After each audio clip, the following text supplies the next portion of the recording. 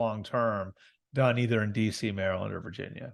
And so again, people can check that out on SI.com. Let's go now to the field. The product he's actually going to get on the field. And I know you wrote a little bit about Sam Howell this week. We had a chance to see Sam Howell in OTAs earlier this week. How do you look? Honestly, it's funny because I think the ball jumps out. I think where the placement of the ball, and and I talked about this on my podcast, but the placement of the ball on air is really good. And it doesn't always, it's on air. So you always take it with a grain of salt, except that I've seen a lot of quarterbacks here who don't put the ball in the right spot, even against air, right? And then when they were 7-on-7, some really good throws, 11-on-11, some aggressive throws that were picked and throws that you probably shouldn't make. But my thing is, you're a young quarterback, see what you can do, test it and see. Yeah. But I think his placement is pretty good. And it gives guys a chance after the catch. But I'm curious what you've heard about him just in your.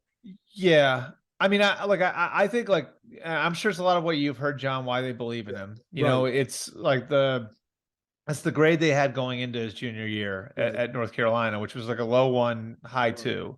Now, he didn't play great that year. Well, why? They lost Javonte Williams. They lost Diami Brown, who you guys are familiar with. They lost Michael Carter.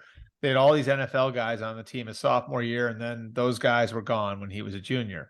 They ran him, if you look at it, 15 times a game. They turned him into Tebow because they didn't have any other answers. So, in a lot of ways, he was taking one for the team, which hurt his draft stock.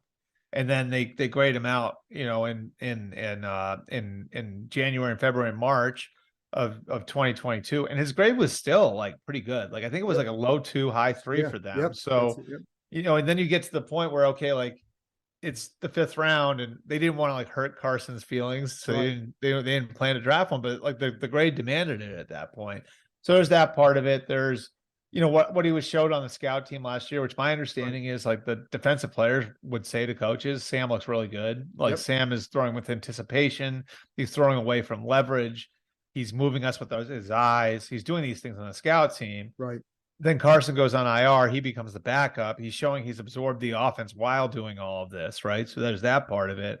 And then he gives you just enough in week 18 to make you feel good about him translating it onto the field. So is it going to work? I don't know. I do think there's another level to this too, which is the saving money part of it. Correct. And which allows you to spend elsewhere. And I don't think it's just them, Atlanta and Tampa are doing similar things where it's there's this pushback against paying for a middle of the road quarterback.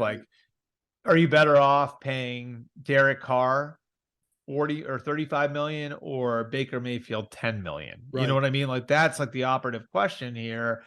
Are you better off paying Jimmy Garoppolo 25 million or Sam Howell on a rookie deal and making him your starter?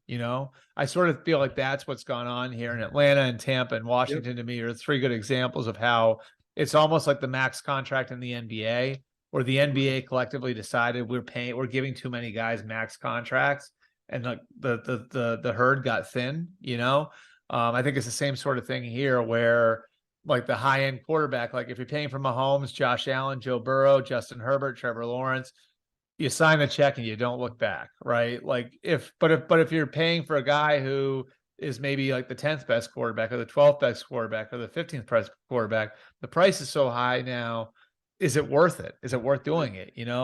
And that's a question a lot of teams have contemplated. And, we saw 3 teams this offseason act on that.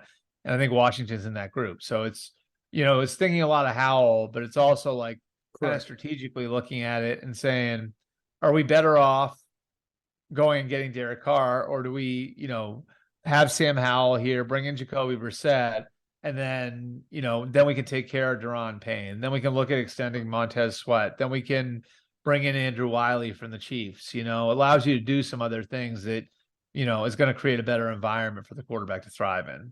And I 1,000% agree with all that, because, everything that you've talked about, I've talked to people here about the same stuff, and that's all a big deal. The other thing is funny because you bring up the NBA, and it's I'd hear GMs years ago talking about, if it's not a max player, don't give him a max contract. Right. It's throwing great money at good players is not right. Exactly. And so I know that's part of it, and they feel like if they can surround him with enough, then he can be good. What do you hear from people outside of Washington about him, about Howell? About Howell? Mm-hmm. A lot of uncertainty. There are people that here's the thing about him. Everyone liked his makeup. Like I remember like the going into that 22 draft, and that was seen as like a wasteland for quarterbacks, that class, right? But the two guys like that, like were A plus character wise, where it's like if it's in there, like he's gonna find it, you know, we're him and Desmond Ritter, which is interesting because they're playing for two of the teams we Right. just discussed, you know. But him and Ritter were kind of seen as these guys where the makeup was really, really, really good, right? And then the question is, can you get around some of the things physically that maybe they're limited with? With Ritter, it was accuracy. So can you develop the accuracy? And with Howell, I think it was more with Howell is more size, you Right. know, and can he be effective? Can he win from the pocket consistently, you know, with the type of player he is? So I think like a lot of people believe in the person. You know, I think that there's some divide on where his ceiling is Right. physically as a player. And again, like for most teams at this point, when you're looking at Sam Howell, they don't see what's happening in practice. They don't see Right. what happened in training camp. So they're going mostly 90% of it for them is they're going off their college grade on him. Right. And the reality is everyone's college grade allowed for him to fall to the 5th round. Right. So while they like the person, there are like questions whether or not it's going to work. Right. And